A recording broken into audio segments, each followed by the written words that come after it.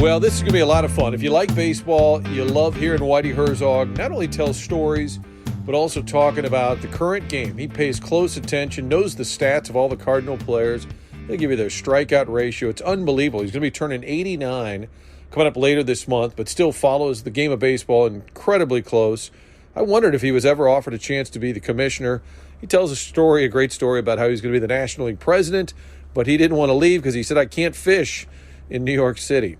Also, what it was like, the Don Denkinger call, because we just had the 35th anniversary, and Whitey talking about the friendship that they were able to forge, many years later. And the biggest regret of his career, Cardinals have taken a lot of heat for players they let get away, players they've traded away.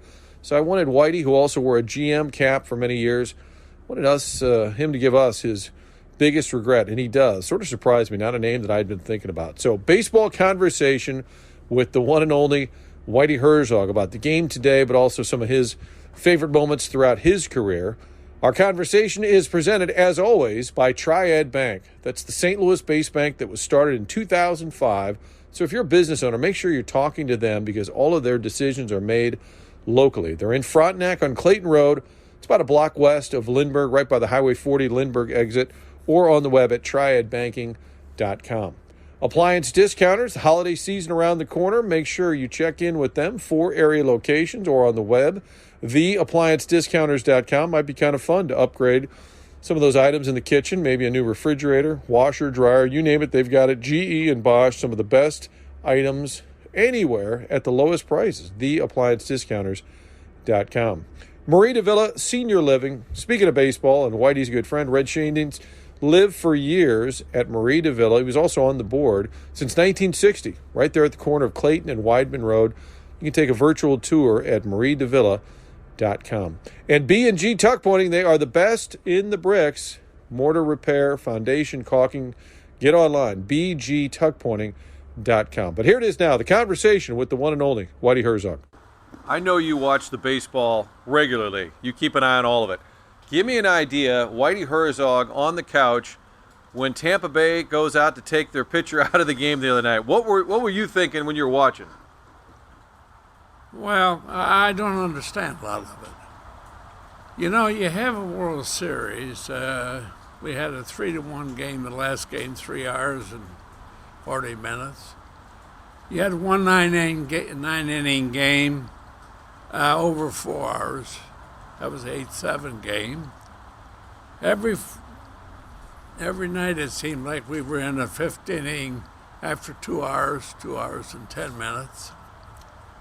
And I don't understand some of the moves. World Series was won.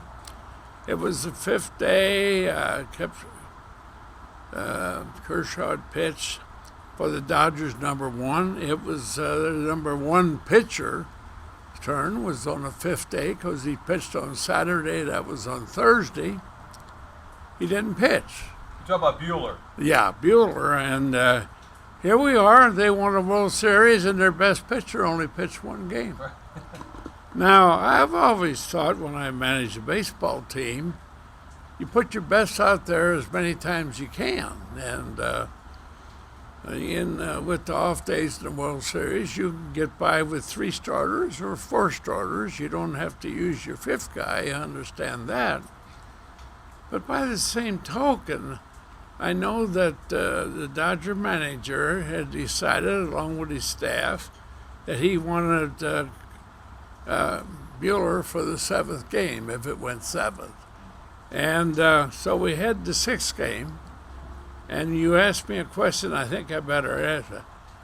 When a guy has got the stuff that he's got and he strikes out the guy from Boston, the first 2 times on high fastballs, 97, 98 miles an hour, he's got 77 pitches and has given up 1 hit to the catcher, and that was kind of a flare to center field.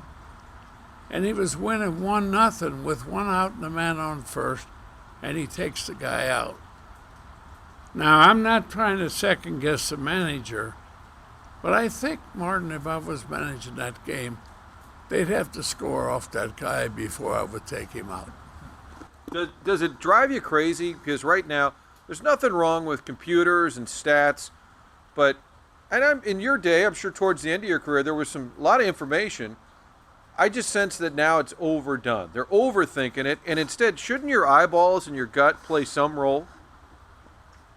Well, analytics is all right. I mean, my charting the games, finding out where the balls were hit against my pitchers, that took me about an hour and a half every day after the game the night before. And I got a lot of information, and I had good information on how to play my defense. But when you get into analytics and you start using it for free agent scouting, and everybody's got to be 6'2", 180 pounds, and be able to hit 25 home runs when they get to the big leagues. Well, what happens? How does Ozzie Smith, Eckstein, all these little guys, overachievers at Pedroia for the Red Sox and so forth, they'll never get drafted. They'll never be playing in the minor leagues if that's the way it should be. And all the young guys, especially infielders and little guys from the Dominican, if they're overachievers and fundamentally know how to play the game, they won't be playing in the minor leagues. Now baseball's thinking about taking some of the minor league franchise and shortening that up. You know, it's tough for me to sit here and I feel good about it. I don't feel good about it. I think baseball, down the road, people are going to get tired of watching 25 strikeouts for both teams every night. Then you got about 5 walks for each team in there. So you got about 35 times every night people go to bat and nothing happens. And my suggestion would be, we used to have about 270 pitches for a 9-inning game when I managed, and that was about 2.5-hour game.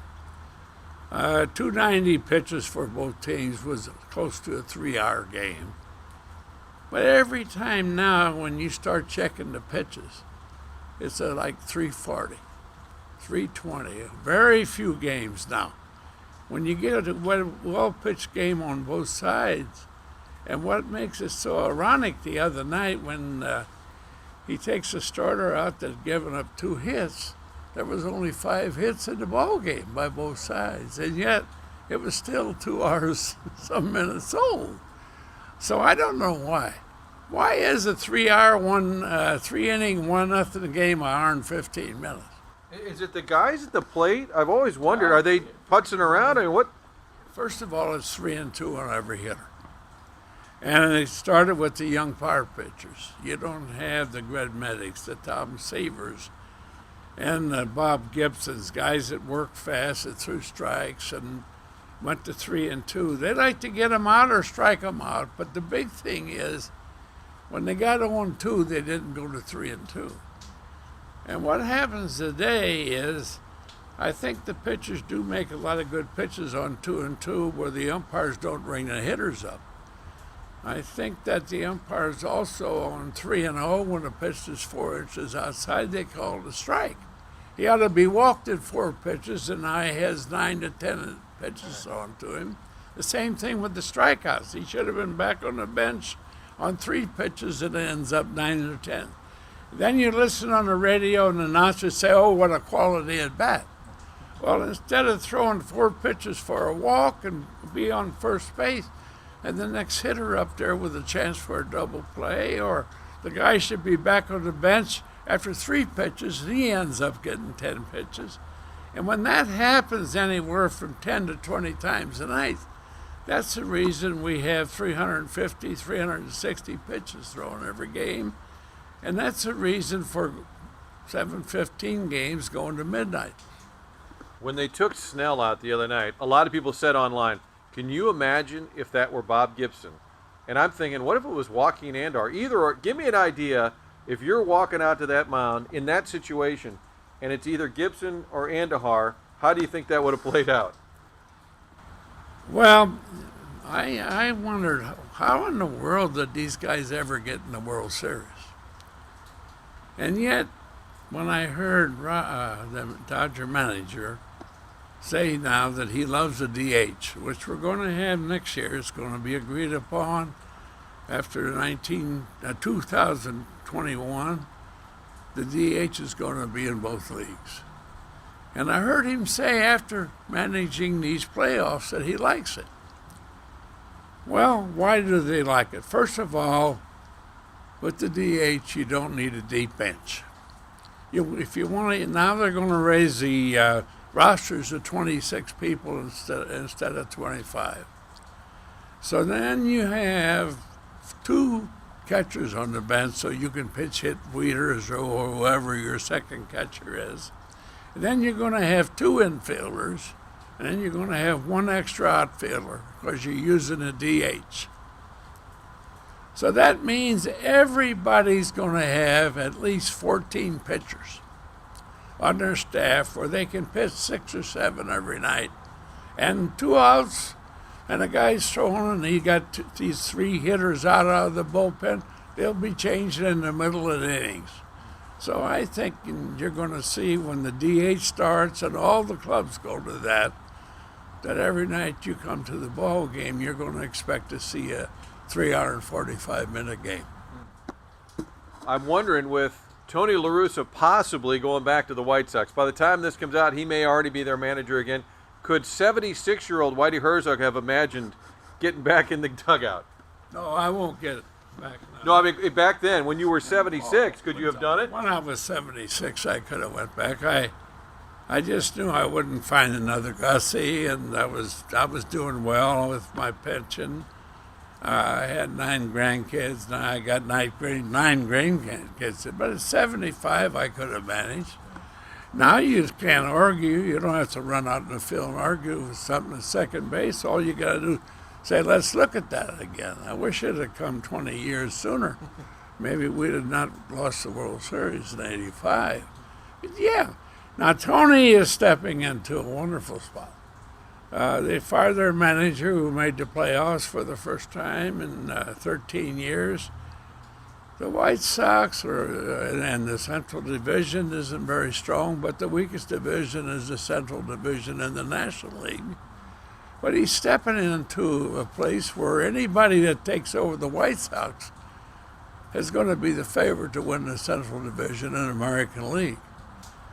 And you know, there's nothing wrong with that. Tony's mind's still sharp, just like I could do it, but I couldn't stand the travel anymore and so forth, and it wouldn't work for me. I'm getting up there. I want to be 89 next month. But I think Tony's going to be in the playoffs every year with the White Sox for the next 10 years. And because he's been out for almost a decade, do you think that freshens you up a little bit when you sit out for a while? No. I mean, don't get me wrong. I mean, I wasn't tired of managing. You know, when I quit, I could have, but I was wanting to spend more time with my family and watch my kids and grandkids grow up, and I watched them. I had 8 boys of the 9 grandkids, and I wanted to see them play everything they played. And you know, wintertime they're basketball players, and in the fall they're football players, and in the spring they're baseball players. And they don't practice. They just say, it's time to start on November 1st for basketball. March 1st, you start baseball. July, sometime you start football. And I keep telling them, I'd like to see kids out in the street playing catch. I like to see them play Indian ball, cork ball. But everything's organized today. But I do worry about the analytics that have put in the scouting, and people have to be a certain size and a certain weight. And why? Why is a home run stressed so much? It's just, you know, contact. We ought to have a minor league that teaches players how to hit with 2 strikes. The fountains and flags outside invite you in. Once inside, it's obvious what makes Marita Villa so special. It's the people that live there and the people that work there. I know for a fact it's a fun place to visit, been there many times over the years for special events, and you can tell the residents love it as well.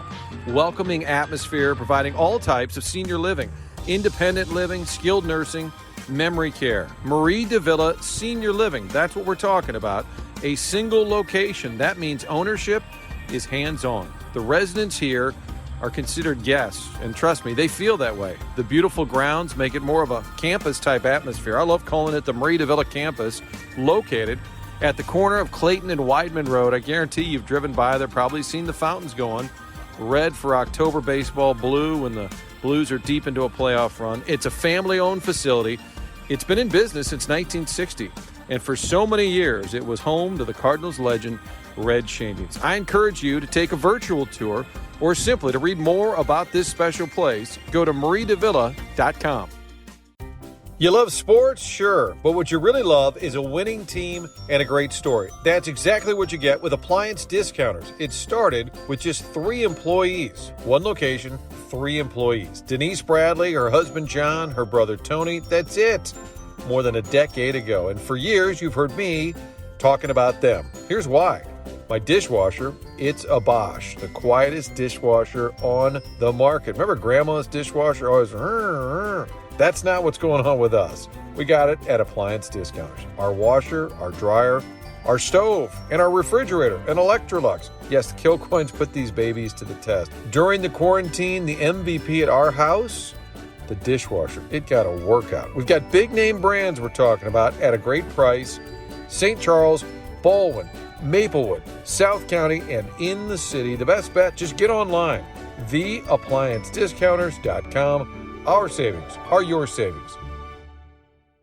And if you're a team like the Cardinals, this year they had the least amount of home runs. Shouldn't they change their approach? I mean, if you can't hit home runs and the Dodgers had more than twice as many, shouldn't you be trying to just spray it or put it in play? Well, I hate to criticize people, but you know, when our hitting coach came here, we stole from Houston, and because Houston, had a good lineup and good hitters and less strikeouts, we were supposed to have contact. We were supposed to really put the ball in play and make the games more exciting.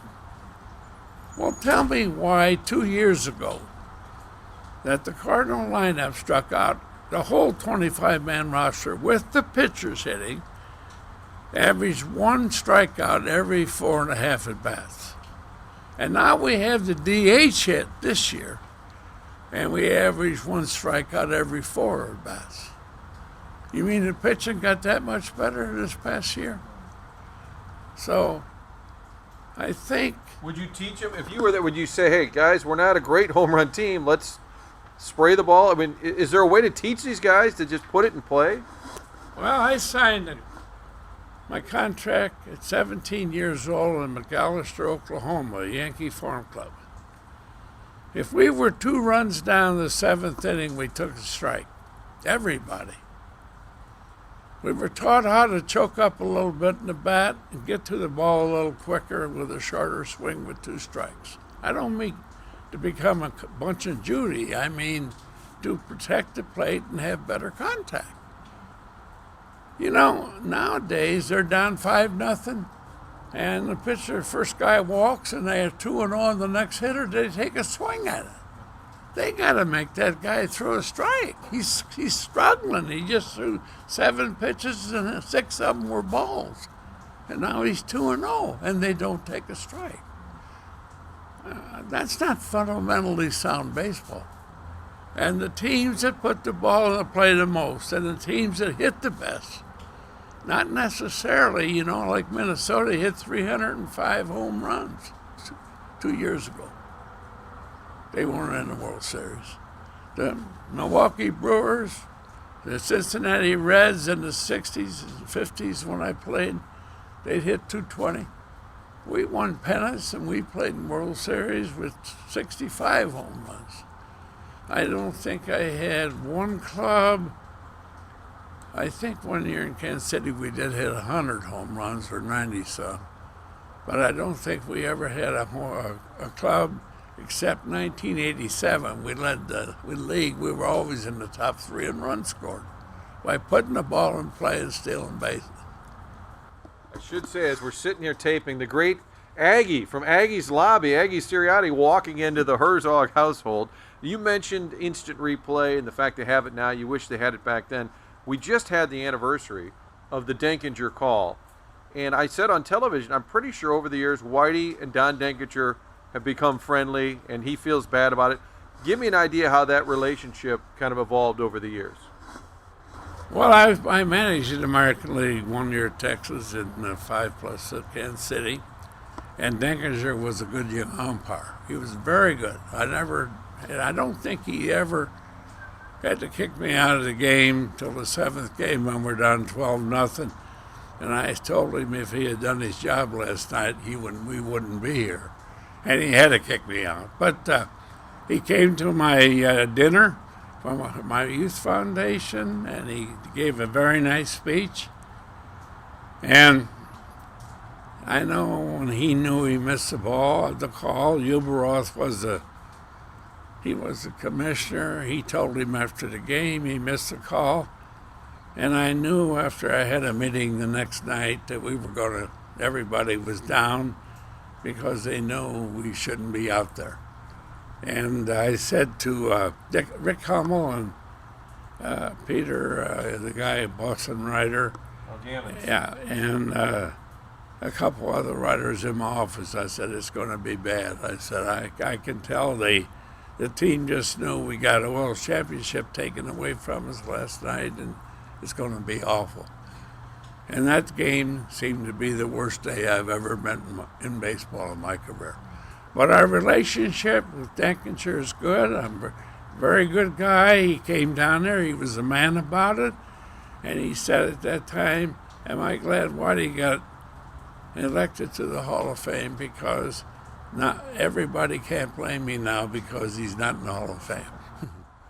Well, along the way to the World Series in '85, another anniversary that just passed, the Ozzie Smith home run. We've all talked about how unexpected it was. Take me back a little bit as that at-bat is happening. Did you have any inkling that he might go deep? Well, on Sunday afternoon, or in the day game in the old Bush #2, if you hit the ball down the line, it carried.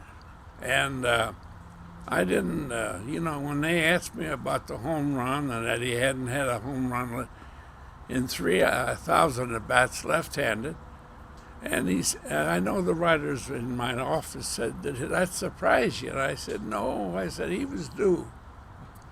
And they kind of made a joke of it. But the big thing is, if you hit that ball in the air right down the lines, the ball really traveled. I don't know what it was, but old Bush 2 was a double-deck circular stadium, and he got it up in the air. It hit the back of the wall, I think, but, Go Crazy Folks became a favorite of Jack Buck after that.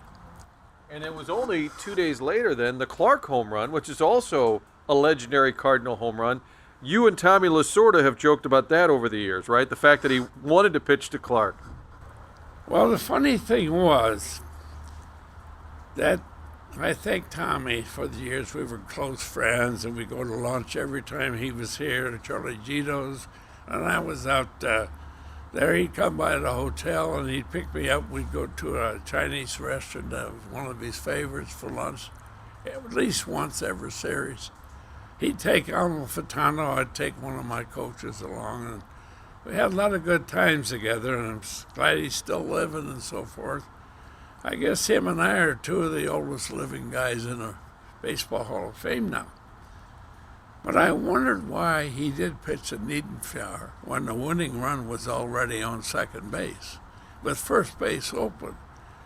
It wasn't so much the fact that when I looked at Jack Clark's record against Niedenfjord, that he really controlled Jack Clark. Jack Clark hit 220, I think, lifetime against him. And he thought that he could get him out. And I'm sure Tom said, well, be careful, you got first base open. And what happened, Jack hit a home run. So it wasn't so much. I think when a guy like IR last year at Houston had a whole season where he didn't walk anybody intentionally. Wait a minute. There are certain instances in a ball game you have to walk the guy intentionally to get a force out at home, to set up the double play instead of facing both your third and fourth place hitter. You know, that's not setting a record. That's being stupid as far as I'm concerned. You've always had a great baseball mind. Still, you mentioned you're going to be 89, still unbelievably sharp. I feel like for years, especially when you weren't managing, we always said, oh, he'll be the commissioner one day, or he could be the commissioner. Did an owner ever suggest that, or did anybody ever call and say, Whitey, would you want to be the commissioner? A great commissioner that died that I had my best relationship with was Giamatti. And after that, and during I was managing the Cardinals, a lot of umpires and a lot of bigwigs asked if I'd like to be the National League president. And at that time, of course, Chuck Feeney was, and he was going to retire. And I said I would be the National League president or consider it if I could live in St. Louis. And they said, well, you'd have to move to New York. I said, no, not that I have anything good place against New York. I mean, it's a great city, great baseball city, great sports town, but there ain't much fish in there, and I just didn't want to live in New York and do that. So they said, no, you can't even be considered if you don't, because that's where the Major League Baseball has its headquarters. Well, I'll be darned, after Bud Selig had been the commissioner for a while, if he didn't move to New York. I mean, in Milwaukee. I said, boy, it depends. I mean, baseball changed its mind, just like the Rams moving. I mean, rules don't mean nothing to the owners. Right. You're right. Same with the Rams, same with Bud Selig. You're right about that. Whoever favors them at the time, that's going to be the new rules. Well, you would have been a great commissioner. I feel like we said that about Bob Costas all the time, too, right? Oh, yeah. Was it ever real? Was it ever a chance? I thought at one time when Bob was young and very, really a baseball fan, carried that Mickey Mantle card, and I had a lot of interviews with him, and he lived in St. Louis here and so forth. And I thought because he was very well respected by the owners and he knew the media, and also the fact he was very good with the players. The players all loved him. They never ever turned down an interview from him. I thought he would be the perfect fit because he knew the game. He was a wonderful fan.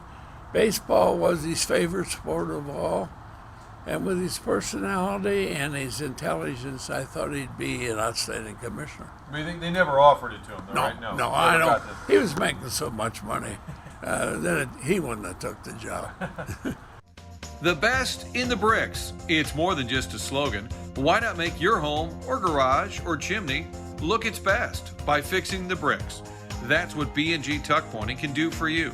Bricks look their best with proper tuck pointing. Call Rich Galati and his team at 314-363-0525. And by team, of course, we include his daughters, Bella and Gabrielle. Or go online, bgtuckpointing.com. A proud St. Louis-based company that supports the hometown St. Louis Blues. Yes, they love their hockey. Chimney repair, foundation repair, caulking, waterproofing. They do it all. Have you driven around St. Louis? We have a lot of brick buildings, and if they need repair, you know who to call. Consider me among the many satisfied customers. Call 363-0525, 363-0525, or go online, bgtuckpointing.com, and find out what it means to be the best in the bricks. If you were going to fix the Cardinals, the current Cardinals, now Colton Wong's not coming back, they're worried about payroll. What would you do with this current team? If they're not going to make many changes, I don't know who hits leadoff. How would you fix this team without a whole lot of changes? How can you fix it? Well, right now, Martin, I don't know if if Wong's not coming back. It might be that they want to put Edmund on second base, and it might be Gardner, the best hitting prospect they have in the minors, plays third base. Gorman, Yeah, or Gorman. They want to put him over there. That could be, but he hasn't proved himself yet. Wong is a wonderful ball player. If you just put him out there and let him play every day and quit worrying. He ends up hitting 260, 70. He's a gold glover, got as good a range to his right as I've ever seen. And I had some pretty good second basemen in Tommy Herr here and Frank White in Kansas City, who probably had more range than any second baseman I ever seen. But I don't think anybody could go to the right further than Wong. I don't think they could throw by jumping up in the air with the arm he had. And I like Ian Edman. He's a ball player. He's into everything. He can play. He's versatile. If the DH comes in and you only got 4 guys in the bench, he's going to be playing somewhere, but he's so versatile. It's easy to make out of the lineup every day. Right. What else can they do? I mean, they're kind of locked in with what they have. Is it changing the approach like we talked about earlier, or is there anything they can do to improve from within? Well, first of all, I don't think a lot's going to be done early. They got to get over this coronavirus. They got to get where we can pack the stadiums and people can sell tickets. And it's got to be fair to the owners. There ain't going to be no 7-inning doubleheaders, but we are going to have the DH. And, when you look around, the Cardinals are getting criticized right now for a lot of bad decisions. When you look at the American League home run hitter, you got Voigt. When you look at the National League home run hitter, you got Ozuma. And the fans say, well, he didn't hit 100 RBIs there. Well, wait a minute. He had 3 weeks. He had 2 broken fingers. He didn't play. He ends up with 20 home runs and 90 RBIs. And I know he had a bad arm, and he wasn't a gold glover here. But, boy, he made good contact. He hit more balls hard than any player they had. I'm talking about 1 hopper to the shortstop, 1 hopper to the second baseman. And he protected Goldie. And this year, I don't know what's going to happen to him now. Is anybody going to give him? I would think that he loves Atlanta. They don't have to give up a draft choice now because he went through free agency last year and signed a 1-year contract. That I think he'll get a long-term contract and over $20 million. What's fair in terms of critiquing the Cardinals? They've been good for a while. They've been to a ton of postseason games. Fans are restless, though, because 4 out of 5 years, they did get in this year, but they haven't felt like a true World Series contender. They've been playoff contenders. What do you think is a fair critique? Because a lot of teams, Atlanta rarely advances. Minnesota can't win a single playoff game. Cardinals have had a lot of success, but fans feel it's gotten a little... No, let's stop. Okay. First of all, the Cardinals have 17 pitchers that can pitch in the big leagues right now. And when the DH starts, you have 14 pitchers on their roster. So that means they can go 5 innings with a starter and use 1 inning, or I don't know why they only use 1, because they all got good enough stuff to go through the lineup, for crying out loud.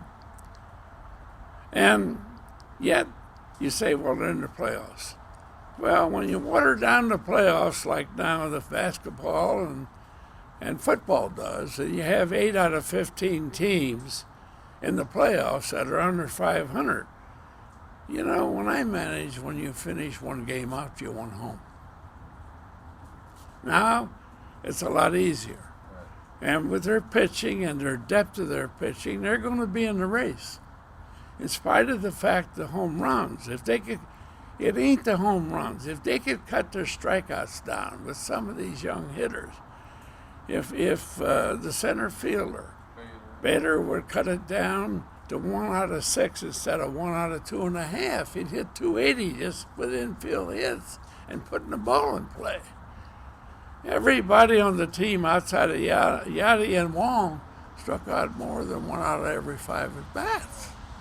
And if you put the ball in play 200 more times a year, you're going to get 50 hits, 50, 60 more hits. And you're going to get a lot more runs. And then if you play fundamentally a little bit, you don't have to steal bases. But they're getting better going from first to third. Quit stopping on base hits, the grounds ball to second, center field, and right field. Make up your mind, if a ground ball goes through the hole, I want to end up on third. Be aggressive like that and use your head. And I always say, be aggressive, but don't be dumb. Let me finish with this, because the Cardinals are getting criticized too because of Rosarena, Ozuna, Voit, all these guys that were here. How about for you? One deal that you just always kind of bothered you. Somebody who got away, either you knew they were good or they became good. Was there ever a deal that really haunted you when you saw what they did elsewhere? You know, the worst deal I ever did, or the worst decision I ever made, and I had the final say. And I think the coaches, because I'm not blaming them, because I had to make the final decision, was when I released Harper. He was such a good guy on the ball club and a wonderful guy with a great family. And when I see him become the number one catcher and he was a good hitter, he got the hit in the sixth game that drove him to run in the World Series, right. But I released him the next spring, and the dumbest thing I ever did. I felt so bad. And I had a good feeling. Him and Porter were the greatest two friends in the world. But, you know, a lot of things I had to do, you know, and during the drug times and so forth.